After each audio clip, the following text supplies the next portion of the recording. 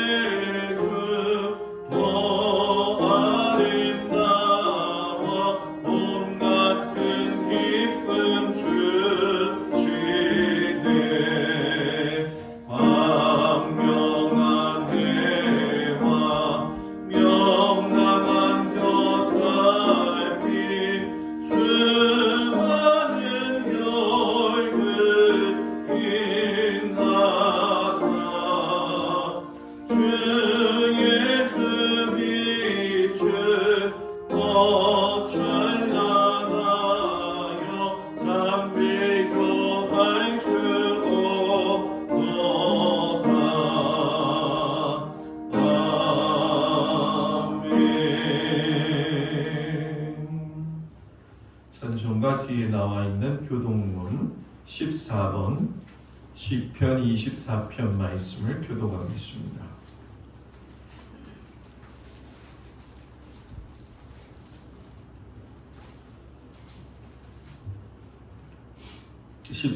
시편 24편 말씀. 땅과 거기에 충만한 것과 세계와 그 가운데에 사는 자들은 다 여호와의 것이로다. 여호와께서 그 터를 바다 위에 세우시며 하늘 위에 건설하셨다. 여호와의 산에 오를 자가 누구며 그의 거룩한 곳에 설 자가 누구인가? 곧 손이 깨끗하며 마음이 정결하며 뜻을 허탄한 데 두지 아니하며 거짓 맹세하지 아니하는 자로다. 그는 여호와께 복을 받고 구원의 하나님께 의를 얻으리니 이는 여호와를 찾는 족속이요 야곱의 하나님의 얼굴을 구하는 자로다. 문들아 너희 머리를 들지어다. 영원한 문들아 들릴지어다. 영광의 왕이 들어가시리로다. 영광의 왕이 누구시냐? 다 공헌한 여호와시로 전쟁에 능한 여호와시로다. 문들아 너희 머리를 들지어다. 영원한 문들아 들릴지어다. 영광의 왕이 들어가시리로다. 영광의 왕이 누구시냐? 만군의 여호와께서 곧 영광의 왕이시로다. 아멘. 전능하사 천지를 만드신 하나님 아버지를 내가 믿사오며 그 외아들 우리 주 예수 그리스도를 믿사오니 이는 성령으로 잉태하사 동정녀 마리아에게 나시고 본디오 빌라도에게 고난 십자가에 못 박혀 죽으시고 장사한 지 사흘 만에 죽은 자 가운데서 다시 살아나시며 하늘에 오르사 전능하신 하나님 우편에 앉아 계시다가 저리로서 사는 자와 죽은 자를 심판하러 오시리라. 성령을 믿사오며 거룩한 공예와 성도가 서로교통하는 것과 죄를 사하여 주시는 것과 몸이 다히 사는 것과 영원히 사는 것을 믿사옵나이다. 아멘. 송영 2장 찬양합니다. 찬양 성문 성자 성령 성자비 일체계 영원은 아기까지 영광을 돌리세 영광을 돌리세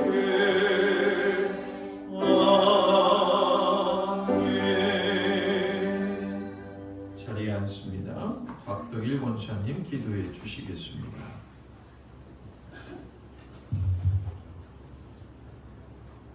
하나님 아버지 감사합니다. 아멘.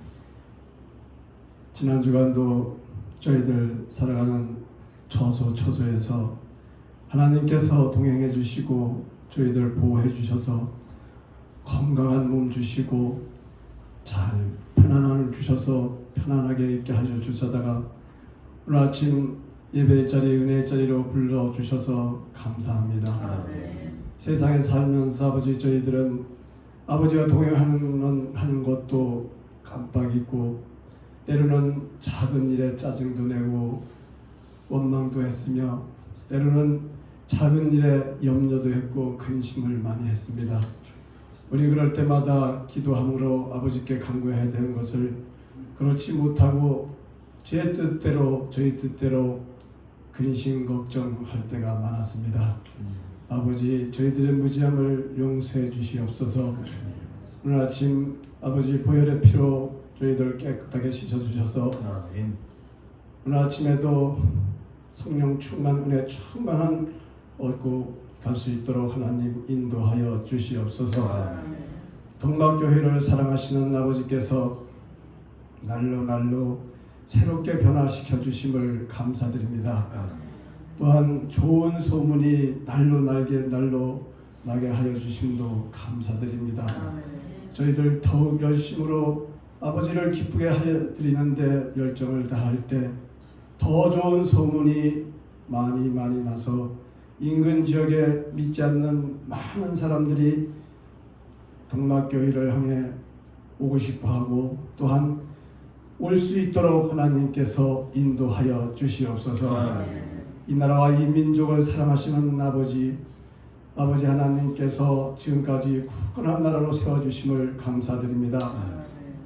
이 시기에 어려운 시기에 나라를 다스리는 모든 이들이 본인 뜻이 아닌 하나님을 믿고 하나님 뜻대로 이 나라를 운영하게 하여 주시옵소서. 그리함으로 하나님 뜻으로 운영되는 이 나라가 더욱 강건하고 튼튼한 나라, 아름다운 나라로 될 줄 믿습니다. 아버지 하나님, 오늘도 단위의 말씀으로 세워주신 목사님 영육을 항상 보호해 주시고 지켜주심을 감사드립니다. 아버지께서 늘 지켜주시고 보호하여 주셔서 건강하게 하여 주시고 목회 사역의 필요를 채워주셔서 늘 부족함이 없는 가운데 목회 사역을 하실 수 있도록 하나님 도와주시옵소서.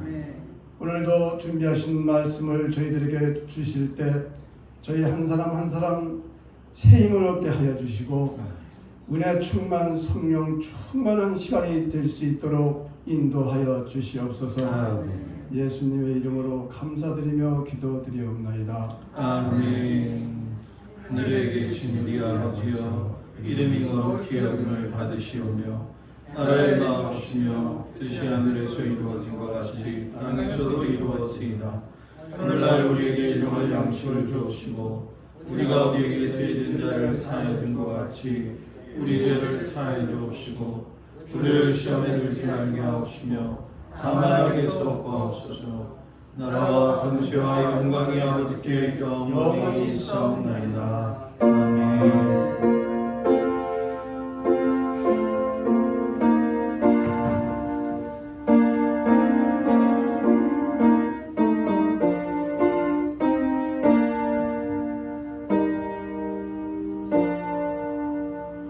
할렐루야.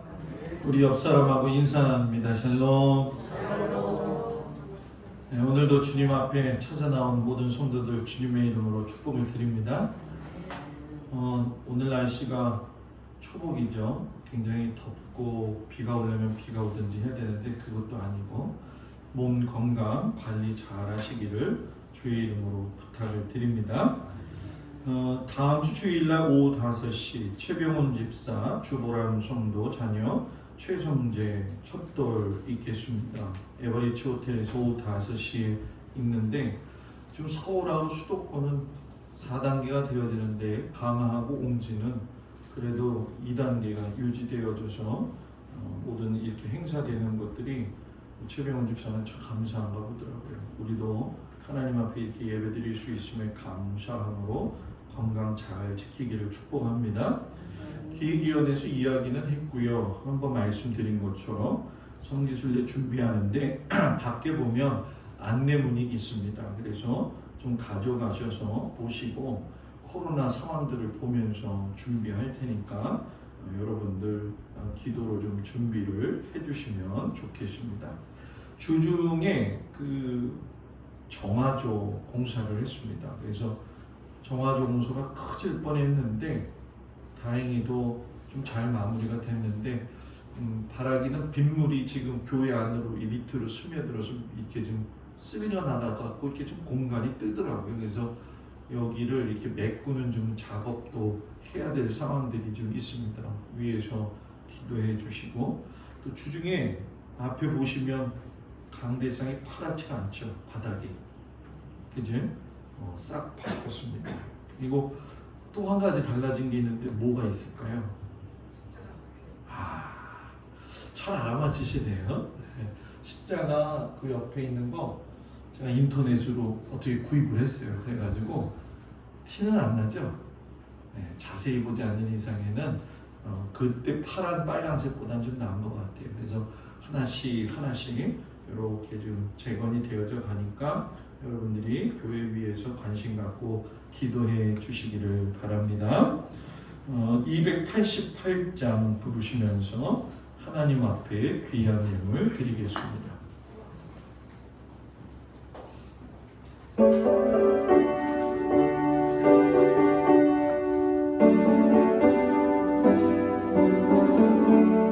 예수를 나의 구주 삼고 성령과 피로써 거듭나니 이 세상에서 내 영혼이 하늘의 영광 누리로다. 이것이 나의 간증이요 이것이 나의 나 사는 동안 끊임없이 구주를 찬송하리로다. 온전히 주께 맡긴대요 사랑 성을 듣는 중에 산을 왕래 하는 것과 하늘의 영광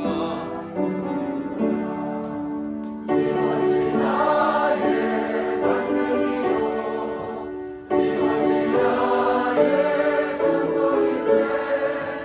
나 사는 동안 끊임없이 주를 찬송하리로다. 주 안에 기쁨 누림으로 마음의 풍랑이 잔잔하니 세상과 나는 한 곳 없고 부족한 주만 보이도다. 이것이 나의 간증이요 이것이 나의 찬송이세. 나 사는 동안 끊임없이 구주를 찬송하리로다.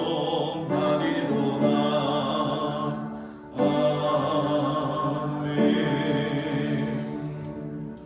11조 한정수 장로님, 박청자 권사님, 곽덕일 권사님, 김수자 집사님, 박상수 권사님, 김정자 권사님, 김종숙 권사님, 김필권 장로님, 강민숙 권사님, 선교원금 김학렬 집사님, 손윤옥 집사님, 감사원금 김종민, 조혜인, 김영미, 오소연, 김필권 장로님, 강민숙 권사님, 저희 가정이 드렸습니다. 김명용 성도, 김종숙 권사님, 곽덕일 권사님, 김수자 집사님, 한정수 장로님, 박청자 권사님, 강옥순 권사님, 강병식 권사님, 우정희 권사님, 생일감사원금 김정자 권사님, 신방감사원금 김학렬 집사님, 손윤옥 집사님 드렸습니다.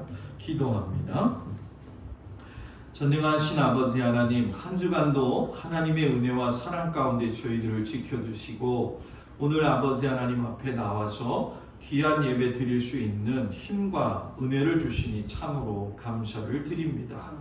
아버지, 지나간 일주일 삶의 현장에서 애쓰고 수고하며 하나님이 베풀어 주신 그 터전에서 최선을 다하여 살아온 우리 모든 성도들이 하나님 앞에 이 시간 귀한 예물을 드립니다. 하나님이 주셨기에 하나님 앞에 드리는 이 예물을 받으실 때 하나님 흡족히 받아 주시옵시고, 하나님 모든 성도들이 수고한 결실의 영향만큼 하나님께서 더한 것으로 주님 준비하여 주셔서 축복하여 주시옵소서. 무엇보다도 모든 성도들의 가정을 주님 일일이 살피시고 붙들어 주시며 일터와 또한 가정의 현장과 생활 터전과 자녀들의 삶까지도 하나님께서 눈동자와 같이 지키시고 인도하여 주시옵소서. 귀하신 아버지 하나님이 사랑하는 모든 성도들의 귀한 예물 흠양하여 주시니 참으로 감사드리며 예수님의 이름으로 기도드렸습니다. 아멘.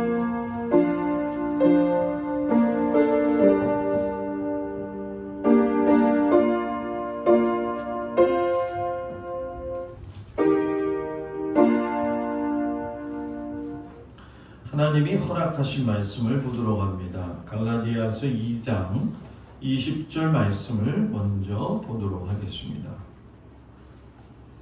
갈라디아서 2장 20절 말씀입니다.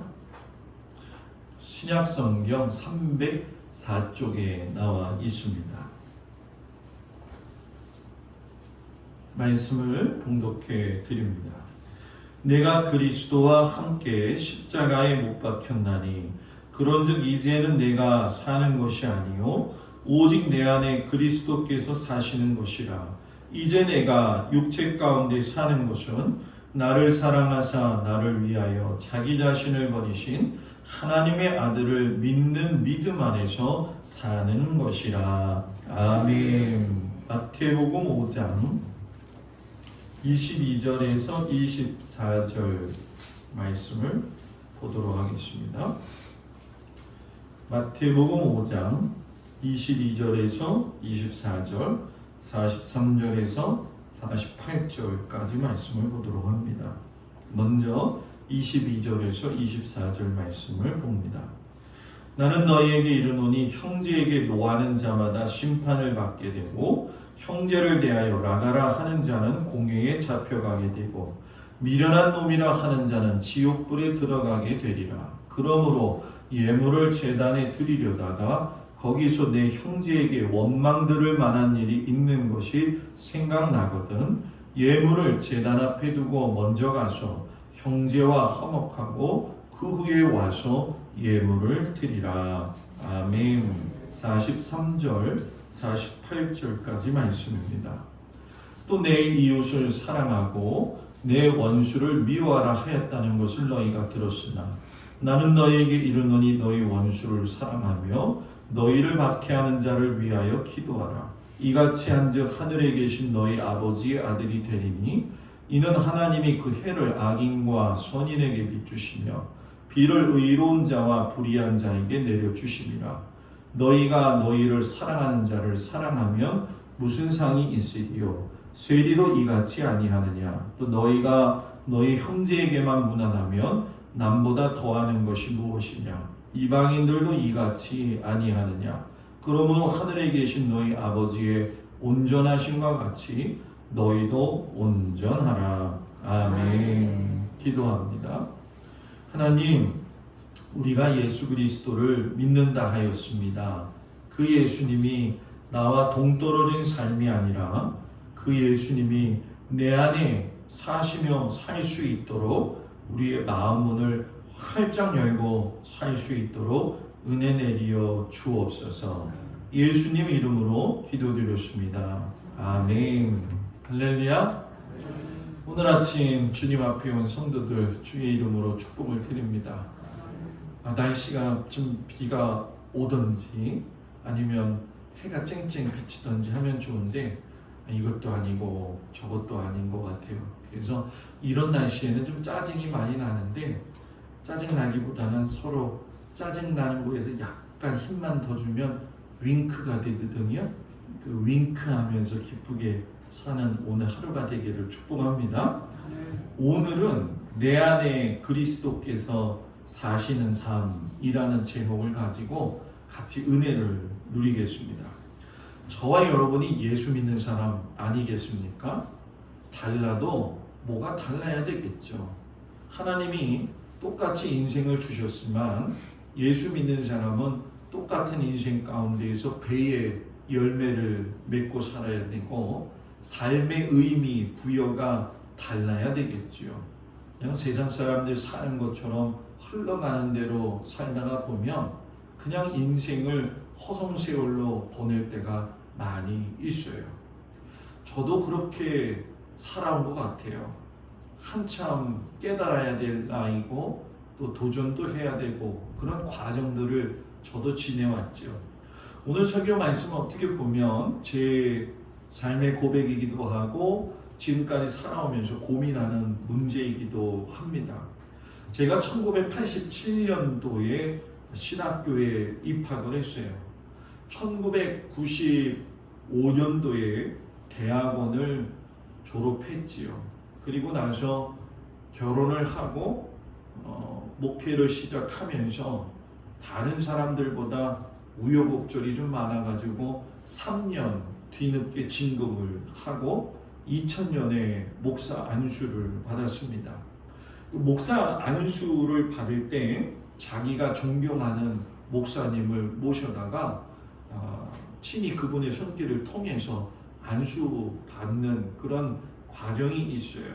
그 안수식에 제가 누구를 초대했냐면 인천 은혜감리교회에서 제가 전도사 생활을 할 적에 그때 부목사이셨던 이효서 목사님이라고, 강화에서도 아마 저 삼성교회인가요? 거기도 목회하신 걸로 알고 있는데 지금은 아마 대구 쪽에서 목회를 하고 계십니다. 이 목사님이 오셔가지고 안수가 끝났죠. 저를 부르시더라고요.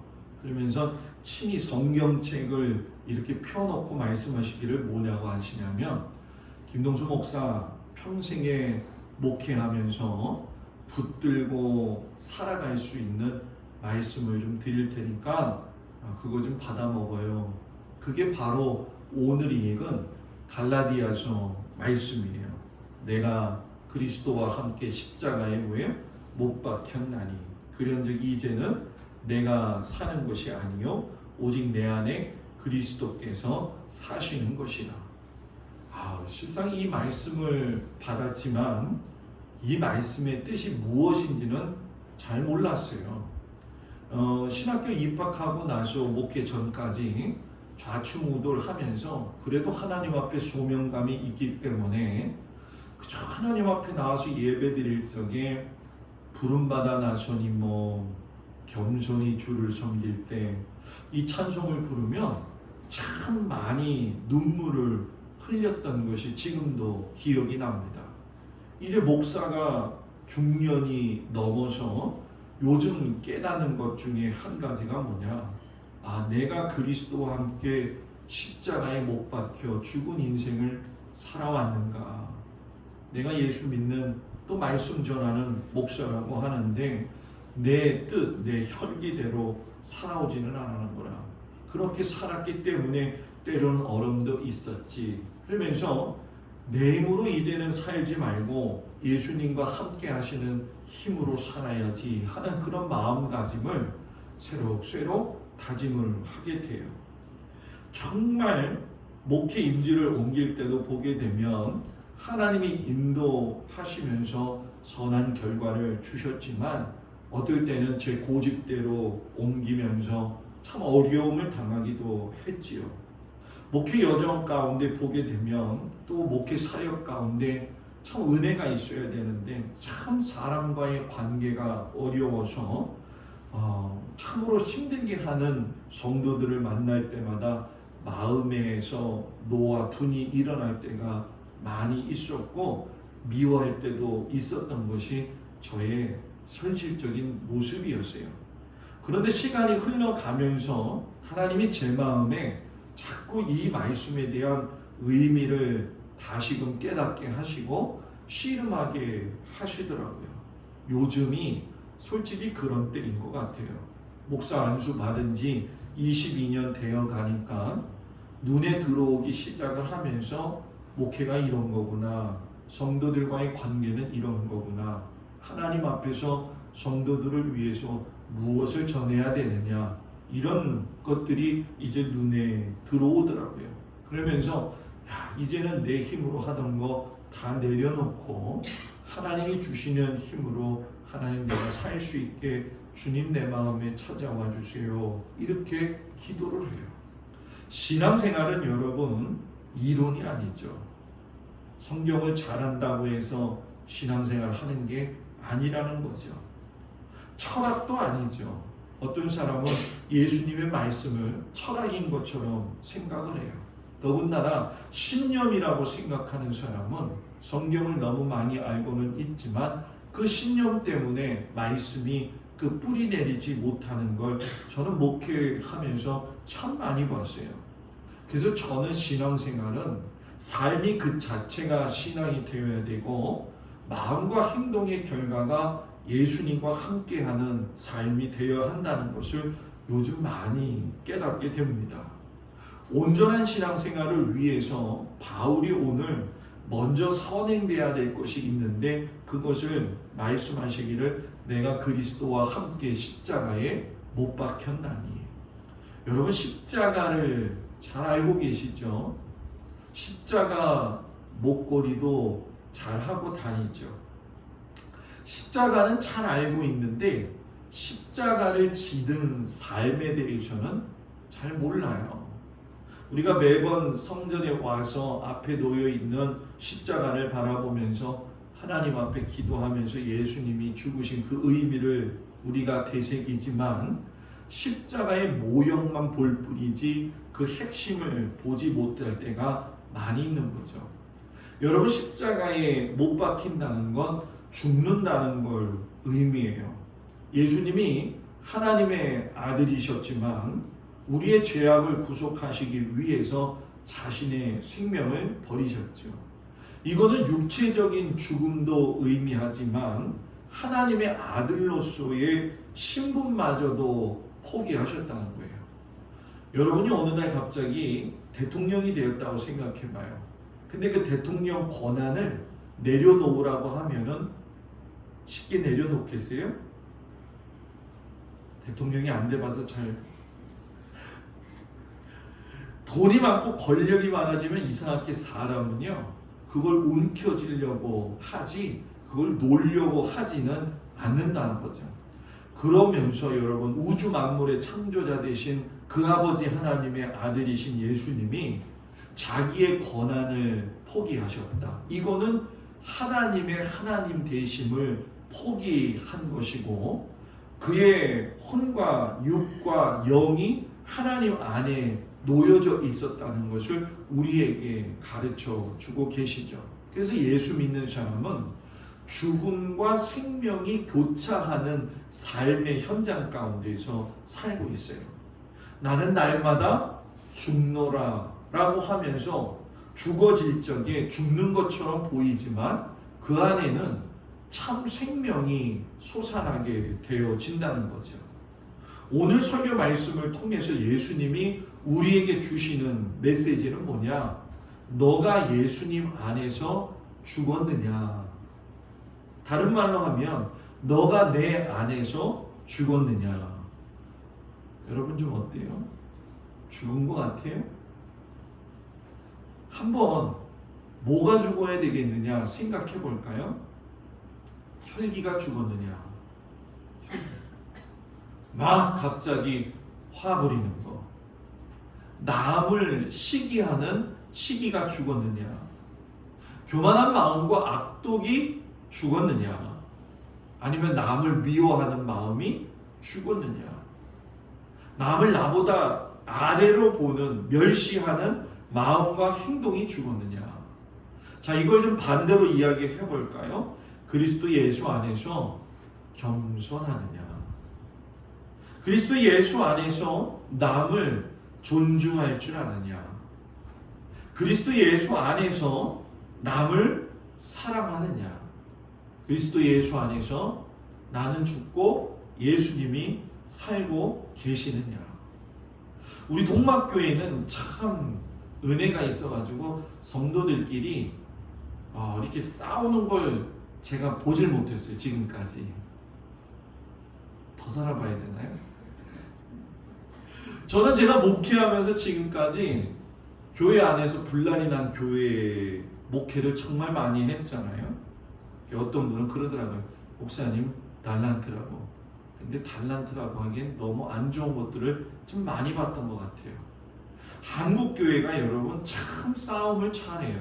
성도들이 소송도 잘하고요, 서로 미워하기도 잘해요. 대법관을 지냈던 장로님이 말씀을 하시는데 어느 법정에서 일어난 일인데 불교를 믿고 있는 한 법관이 매우 기뻐하는 마음으로 들어왔더라는 거예요. 왜 이렇게 기분이 좋아요? 오늘 화해가 일어나가지고요, 너무 좋아요. 법원에서 제일 하기 어려운 법정 싸움이 있는데 바로 교회 안에 성도들의 싸움이라는 거예요. 불문율이 있대요. 절대 교인들은 화해하지 않는다. 세상 사람들은 싸웠다가도 술집에 들어가서 술 한잔 먹고 나오면 어깨 동무하고 나온대요. 형님 이러면서 나온다는 거죠. 그래서 이 법정이 열리기 전에 보면 먼저 당사자들 간의 화해 조정 시간이 있대요. 그래서 그분이 들어가셔가지고 그 교인들한테 양쪽에다가 놓고 말씀을 하셨대요. 여러분들은 절대로 화해가 안 되는 사람들인데 오늘 부탁 좀 하겠습니다. 피 터지게 싸우십시오. 피 터지게. 다만 한 가지, 싸우는 도중에 성경을 인용하지는 마세요.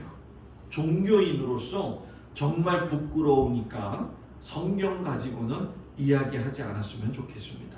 그분이 나가고 난 다음에 거기 앉은 교인들이 곰곰이 생각을 해보다가 부끄럽구나 해가지고선 서로 화해를 했다는 거예요. 그래서 그게 너무 기분이 좋아가지고 웃으면서 들어온 거예요. 아주 씁쓸한 이야기지만 현실 그대로를 적나라하게 보여주는 거죠. 여러분들한테 한번 물어볼게요. 교회는 어떤 곳이냐는 거예요. 그냥 나만 와가지고 예배 드리고 가면 모든 게 다 끝나는 건가요? 우리가 예수님을 믿는다는 건 서로의 문제가 있을 때 그것을 놓고 같이 중보하며 기도하고 같이 슬퍼하는 거죠. 예수님은 우는 자들로 하여금 같이 우신 분이고 연약한 자들을 세워서 그들을 격려하시고 기도하셨던 분이에요. 그러면 우리도 예수 믿는 사람 아니냐는 거예요.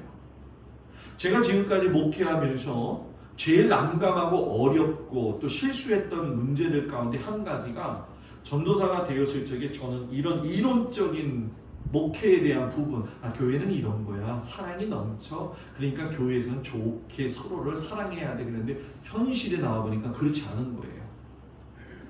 교인이 어려운 가운데 와서 목사님 나 이런 어려움이 있어요. 그런데 목사님만 아시고 다른 사람에게는 절대 말하지 마세요. 절대. 처음에 왜 저럴까 봤더니만 누가 내 이야기하는 것이 싫은 거죠. 왜냐하면 교회가 사랑을 통해서 덮어줘야 되는데 이상하게 더 이렇게 드러내더라는 거죠. 그러니까 제발 말씀해 주지 마세요. 처음에는 그게 이해가 안 갔는데 나중에 가서야 이래서 이런 거였구나 알게 되니까 저도 말을 하지 않게 되어지더라고요. 근데 그렇게 되기까지는 정말 많은 시간이 흘렀어요. 초대교회 성도들은 그 어려운 와중에서도 한마음 한뜻이 되어서 서로의 무거운 짐을 나누어 주었죠. 이방인들과 과부의 편애 가운데 있을 적에도 그 문제를 적나라하게 이야기해가지고 문제를 해결했던 그 초대교회의 모습 아마 기억하실 겁니다. 그것은 교회가 서로의 짐을 나누어 주었다는 거예요. 저의 짐이 있다고 한다면 여러분과, 여러분들의 짐이 있다고 한다면 저와, 저는 목회를 지금도 하면서 느끼는 것이 처음에 100마디 말로 교인들을 위로하기보다는 그냥 옆에서 지켜봐 주면서 그들을 위해서 기도하고 동행하고 어떨 때는 손 한번 잡아주고 어깨 토닥이는 게 정말 100마디 말보다 낫다는 걸 경험을 하게 돼요. 그러면 우리가 이렇게 교회가 또는 신앙생활이 온전하게 되어야 될 텐데 그리스도 예수와 같이 십자가에 못 박혀서 살아가야 된다는데 다시 살아야 된다는데 제일 안 돼요. 왜 안 될까요? 바로 내가 미워하는 마음이 있기 때문에 그렇다는 거죠. 사랑하기도 전에 미워하는 것은 세상이 가지고 있는 시스템이에요. 컴퓨터를 처음에 구입을 하게 되면 정상적인 프로그램들이 다 설치가 되어져 있습니다. 그런데 다른 프로그램들을 설치하다 보면 바이러스가 들어오게 되죠. 처음에는 이 바이러스의 영향이 미미해요. 그러나 나중에 가서는 컴퓨터에 영향을 주어 가지고서는 끝내는 컴퓨터가 망가지게 되어지죠. 세월이 한 5년, 10년 흐르다 보면 컴퓨터도 백신이라고 하는 것들이 나와서 자가치료가 될 수가 있는데 너무 버전이 오래되다 보면은 이상하게 고칠 수 없이 나중에는 그대로 그냥 버릴 수밖에 없는 일들이 있는 거죠. 그런 것처럼 신앙생활도 영적 생활을 망가지게 만드는 것이 있는데 그것이 무엇이냐면 미움이라는 거예요. 미움. 목사님 나는 누구 미워하지 않는데요. 근데 있잖아요. 다 들여다보면 미워하는 사람 한 사람씩 다 있더라고요. 저도 그런데요.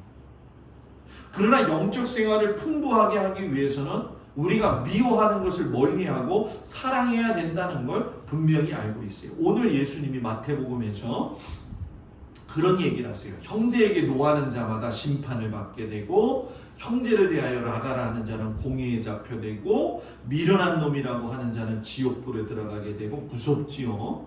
그런데 그 뒤에 보게 되면 이런 말씀하셔요. 예물을 제단에 드리려다가 거기서 내 형제에게 원망들을 만한 일이 있는 것이 생각나거든.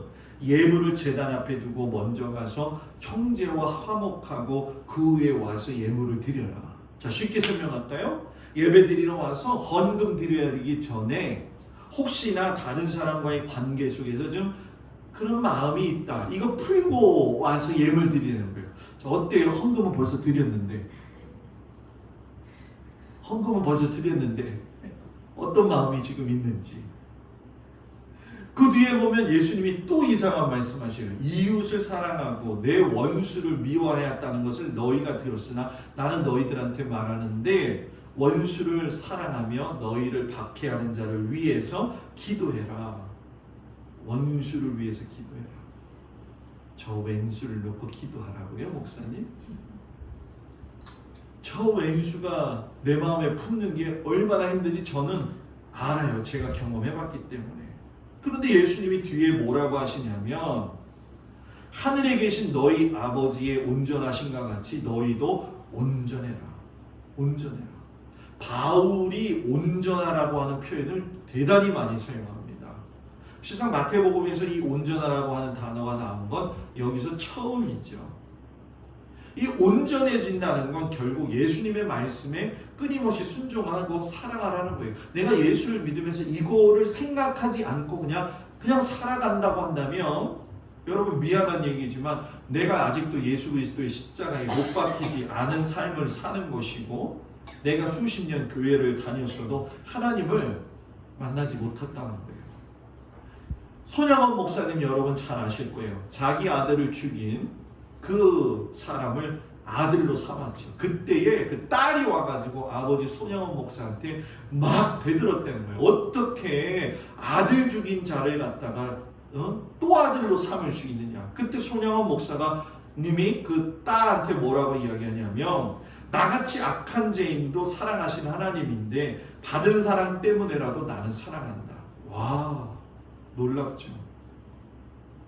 우린 그런 얘기해요. 목사님, 손양원 목사님은 손양원 목사님이니까. 처음부터 손양원 목사님은 아니잖아요. 여러분, 힘들게 하는 사람이 있어요, 요즘? 여러분의 그 한계를 갖다가 거듭 시험하는 사람이 있나요? 용기를 내어 가지고서는 말 좀 붙었지만 말 좀 붙였더니만 어김없이 비수 같은 말을 쏟아내 가지고 받은 상처에 또 상처를 내 가지고 후벼 파는 사람이 지금도 있지요. 있지요.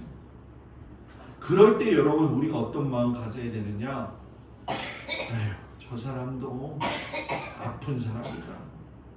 얼마나 아프면 저러냐. 여러분 진실이 그래요. 상처가 많은 사람일수록 다른 사람에게 상처 주는 말과 행동을 더 많이 해요. 그래서 사람이 살면서 정서적으로 자아가 건강해야 될 이유 중에 한 가지죠.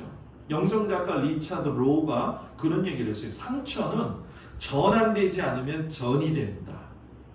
어떤 사람한테 물어봐요. 왜 당신은 그렇게 상처를 줘요? 라고 물으면 아니요, 저는 절대 상처 주지 않아요. 이건 자기가 상처를 주면서 모른다는 거거든요. 그런데 상처라고 하는 건 뭐냐? 내가 했을 때 그게 상처가 아니라고 생각하는 건 상처가 아니라 내가 했던 것이 다른 사람이 느꼈을 때 상처라고 한다면 그건 상처가 된다는 거예요.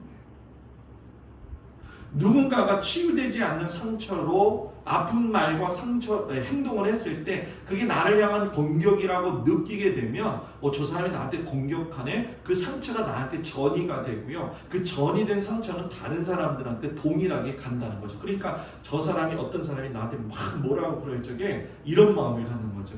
아, 저 사람 참 불쌍하다. 왜 인생을 저렇게 살까?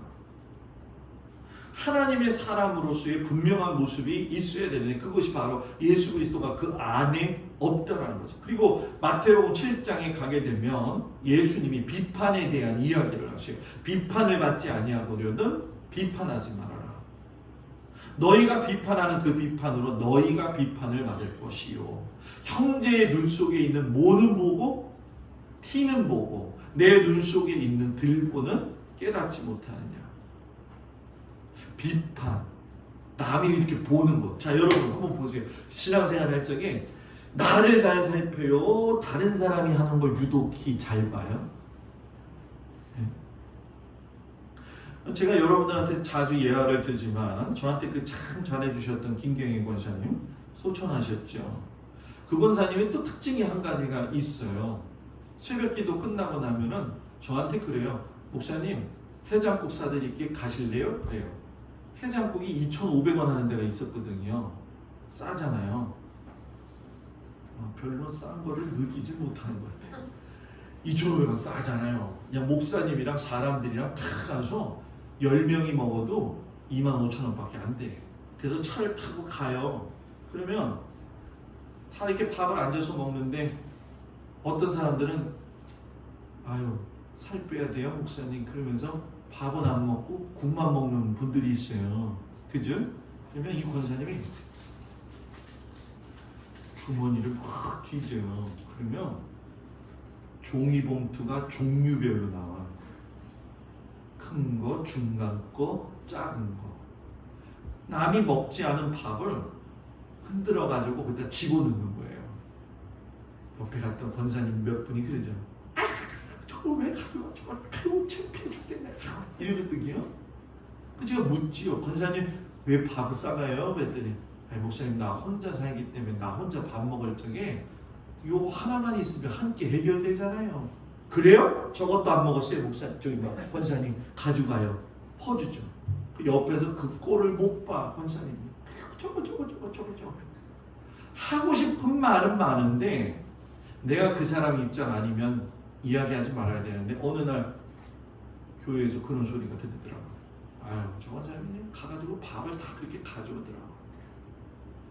비판하지 말고 덮어줄 줄 알아요.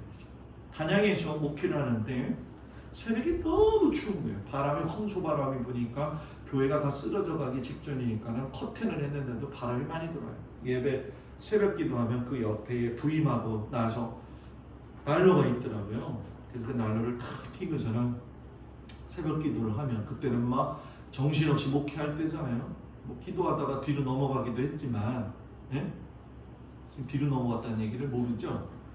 졸려가지고 뒤로 넘어갔다는 거예요. 새벽 기도하다 졸려가지고 뒤로 넘어갔어요. 따뜻하니까. 아유, 하나님이 어떻게 아셨는지 어느 날 나왔더니 난로가 없어졌어. 이 난로가 어디 갔지? 그때나 이때나 제가 성도님들 가정을 이렇게 잘 찾아가잖아요. 그래가지고 송원자 권사님이라고 하는 집을 찾아갔더니 그 집이 축구동이요. 거기에 난로가 딱 있더라고. 권사님한테 묻고 싶었지요. 또 교인들이 그거 알아봐요. 아유, 교회 꽤 지낼 건가 이러잖아요. 그지? 아무 말 안 하고 가만히 있는 거예요. 강경에서 목회를 하는데 이세미 집사님이라고 참 어렵게 사는 부부가 있었어요. 그러다가 그 남편이 그 논산 IC 전에 가기 보면은 오른쪽에 빙그레 요플레 공장이 있어요. 요플레 아시죠? 떠먹는 요구르트, 그 딸기 잼 같은 거 들어가 있고, 어느 날 밤에 두드리는 거예요. 나가봤더니 그 남편 집사가 왔더라고요. 페인트 똥 담는 그 하얀 거, 그 플라스틱 낑낑 들고 오는 거예요. 목사님 이거 설탕이에요. 가지세요. 딱 그러는 거예요. 설탕을 1kg짜리만 보던 사람이 이만큼 들어있는 걸 보니까 다 가진 것 같은 그 기분. 그걸 받아가지고 좋았죠. 또 며칠 됐는데 목사님 잼 가져왔어요. 그러는 거예요. 그 요플레 잼을 다 가져온 거예요. 너무 좋죠. 애들 빵 발라서 주면. 그때 또 며칠 있다가 목사님 설탕 갖고 왔어요. 설탕을 너무 갖고 오니까 설탕이 주체가 안 되더라고. 며칠 있다가 경찰서에서 전화가 왔어요. 저 오시라고. 경찰서에서 괜히 전화 오면 죄 안 져도 두근두근 하잖아요. 그지? 갔더니 그 집사님이 거기에 있는 거예요. 요플레 공장에서 설탕을 훔쳐다가 날 준 거예요. 그리고 갔다가 팔아먹고. 그래서 제가 그랬죠. 경찰한테. 나도 죄 지은 건가요? 그때는 겁나잖아요. 이게 공범으로 들어가는 건가? 그랬더니 그 형사가 그런 얘기를 해요. 목사님 다른 게 아니라 이 사람이 초범이고 회사에서도 책임을 묻지 않기로 했는데 그냥 회사는 그만두는 걸로 했는데 이 사람 뭘 보고 풀어줍니까? 그러니까 목사님이 신원보증 해주세요. 그러는 거예요. 그래서 난생 처음 신원보증이라는 걸 그때 해봤어요. 교회에 가서 그 얘기 해보세요. 파장이 얼마나 클까요? 이상하게도 미성숙한 신앙의 사람이 되어지면 남에 대한 이야기를 하는 게 정말 많았어요. 저는 목회하면서 가끔씩마다 그 얘기를, 그 생각을 좀 해요. 왜 하나님이 사람의 입술에는 지퍼를 안 만들어 놨을까? 이 지퍼를 좀 만들어 놨으면 상황상 좀 그랬을 때 싹 닫으면 말이 안 되잖아요. 그죠? 교회 안에 말이 정말 무서워요. 저는 우리 교회가 그런 교회가 안 됐으면 좋겠어요. 제가 다른 거는 다 포용하고 사랑하지만 미워하고 싸우는 거는 제가 불러서라도 견책할 거예요. 그건 아니라고. 목회하면서 가장 힘드는 게 뭐냐? 커피 마실 때요 정말 은혜스러워요.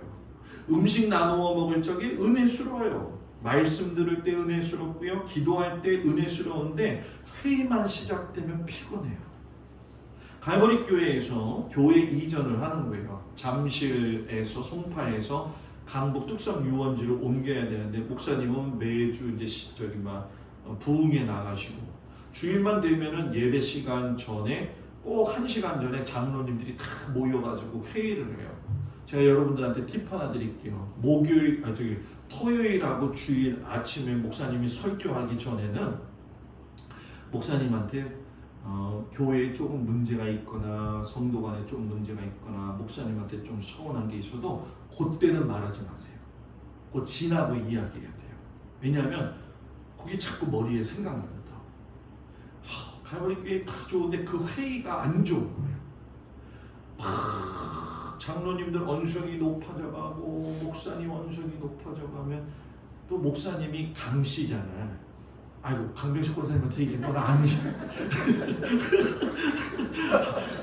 얘기하다 보니까 그러네. 아우 장로님하고 목사님하고 멱살을 붙잡고 싸우는 거예요. 예배 시간 전에. 그러면 막 말리죠. 아예 하지 마세요, 하지 마세요. 막 그리고 싸운 걸 말려요. 그리고서 예배가 끝나서 한 3시쯤 되면 아니, 목사님하고 장로님하고 웃으면서 막 또 얘기를 해요. 그래서 제가 그랬죠. 아니 목사님, 아니 왜 이렇게 언성을 높이고 좀 그러시냐고 싸우지 마시고. 그랬더니 목사님이 하시는 말이, 장로님이 하시는 말이 그래요. 잘해보기 위해서 싸웠대요. 그래서 제가 그랬죠. 아 목사님, 잘하지 못하고 안 싸우는 게 낫겠다고. 그거 막는 것도 이렇게 그 화해시키는 게 그때는 제가 정말 힘든 거예요. 왜냐면 제가 부목사인데 장로 편 들면 담임 목사님이 뭐라고 그럴 거고, 장로님 편, 목사님 편 들면 또 장로님들이 뭐라고 그럴 거고, 참 어렵잖아요. 제가 신앙생활 오래 하면서 복음에 대한 오해가 한 가지 있는데 그걸 좀 생각해보면 이거예요. 믿기만 하면 구원받는다. 이건 참 넌센스예요. 남을 미워하고 남을 시기하고 질투하고 남에게 쉽게 말해도 무시해도 믿기만 하면 구원받느냐. 히브리서 12장 14절 모든 사람과 더불어 화평함과 거룩함을 따르라. 이것이 없이는 아무도 주를 보지 못하느니라. 저도 어떤 목사님이 너무 미운 거예요. 이제 용서한 지 한 2년 됐는데 그래도 얼굴 보는 거는 못 보겠더라고 솔직히. 그래서 하나님 앞에 기도했어요. 하나님, 저 사람을 미워했던 건 저는 용서는 했어요. 그러니까 제가 저 사람 미워하지는 않을 테니까 얼굴 보는 건 좀 피해 주세요. 저도 그랬는데 뭐. 네? 유기성 목사님이 천국 접수대 예화를 말씀하셨는데 죽어가지고 천국에 들어가면은 접수대가 있다는 거예요. 제대로 왔는지. 어떤 사람이 가가지고선 나 김동수예요. 제 이름 좀 찾아봐요. 없는데요. 다시 찾아봐요. 없는데요. 찾아봐요 좀. 뒤집어 엎었대는 거예요. 근데 베드로가 한국에서 또 왔구나. 동막교회에서 왔구나. 동막교회에서. 베드로가 와서 그런 얘기를 하더라는 거예요. 여기 살펴보니까 여기 옆에 조금 써있네요. 동막교회 목사였네요. 동막교회 장로였네요. 동막교회 권사였네요. 참 잘 싸웠네요. 근데 사람이 죽었다고 해가지고 천국에서 새롭게 사는 게 아니라 거듭나지 않으면 새롭게 살 수가 없는 거예요. 밖에서 새는 바가지 안에서는 안 새나요? 새지요. 여기서 훈련해야 돼요. 싸우던 사람들은요, 싸우는 것도 좀 죽여야 돼요. 네? 화는 낼 수 있어요? 미워도 할 수는 있어요. 사람이니까. 그죠? 저도 그런데. 그러나 구원을 포기해서는 안 되잖아요. 김동호 목사님이 그런 이야기를 썼더라고요. 개와 고양이를 집에서 키우는데 하루는 밥을 먹고 있는데 고양이가 밥상에 올라와가지고 생선을 물고 확 도망가더라는 거예요. 김동호 목사님이 약에 올라가지고서는 고양이를 확 잡아가지고서는 딱 혼을 내려고 했더니 고양이가 바들바들 떨고 있더라는 거예요. 그게 애처로워가지고 김동호 목사님이 화를 가라앉히면서 사람이 먹는 밥상에 올라가면 안 돼 하고서는 쓰다듬어주고 고양이를 내려놨더니 그 다음날 고양이가 거듭났대요. 개냥이가 되어가지고 목사님 앞에만 오면은 비벼대고 그러는 거예요. 비벼대. 짐승도 자기 사랑하는 거를 알아요. 어저께인가요? 그저께인가 제가 보니까는 그 큰 개 한 마리가 지금 6년 된 게 있는데 50kg라는 거예요. 50kg. 가늠이 안 되죠. 무지 큰 거죠. 50kg는 대형견 중에 대형견인데 주인이 없어가지고 심정지 주사를 놔서 죽이려고 이제 일주일 남았는데 구조하는 사람들이 가가지고서 보니까 모든 걸 체념하고 얘가 그냥 이렇게 널브러져 있더라는 거예요. 그거를 우리가 키우겠다, 다른 사람이 나올 때까지. 그래서 구해가지고서는 사육지를 옮겨가지고서는 털을 다 깎아줬더니만 그 개가 너무너무 좋아가지고서는 그 사람을 껴안고 막 하는 그런 영상을 제가 봤어요. 여러분, 사람이 봤을 때 짐승도 죽을 거였는데 살렸다고 한다면 짐승도 아는데 우리는 그거보다 더한 죄인이었잖아요. 그런데 그 죄인된 우리를 주님이 살리셨으니 그 주님을 내 안에 모시고 산다고 한다면 얼마나 좋겠어요. 예수님이 가늠한 여인을 돌로 치려고 하는 사람들한테 너희들 중에 죄 없는 자가 돌로 먼저 쳐라. 누구한테 이야기하는 건가요? 바로 나한테 하는 얘기죠. 내가 죄인입니다 라고 했을 적에 그때가 예수님이 내 안에 사시는 거예요. 나 죄인 아니에요.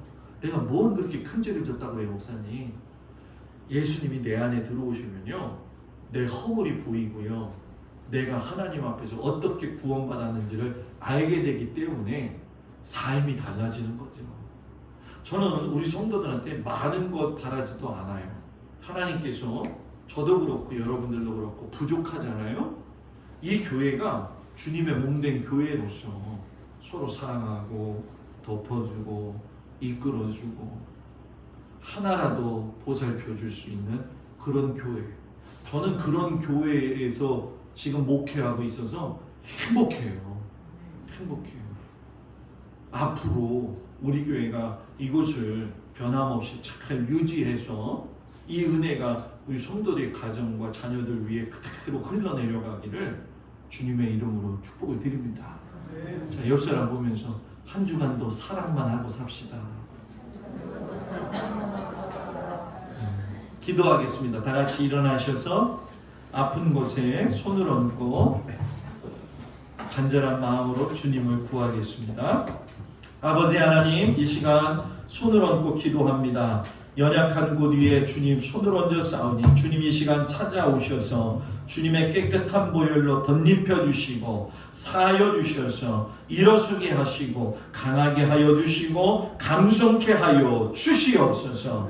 하나님, 아픈 곳 하나님께 아뢰 수밖에 없사오니 하나님이 만드셨으니 하나님이 책임져 주시옵소서. 어려운 때에 힘든 때입니다. 신앙 잘 지키게 하여 주시옵시고 아버지 하나님을 내 안에 모시므로 예수 그리스도가 나와 함께 하심을 믿고 가는 귀한 한 주간 삶을 최선을 다해 사는 우리 성도들 되어지도록 주님 축복하여 주시옵소서.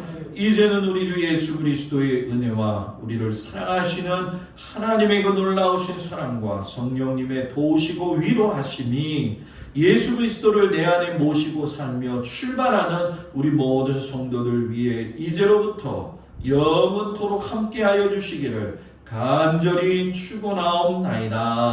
아멘.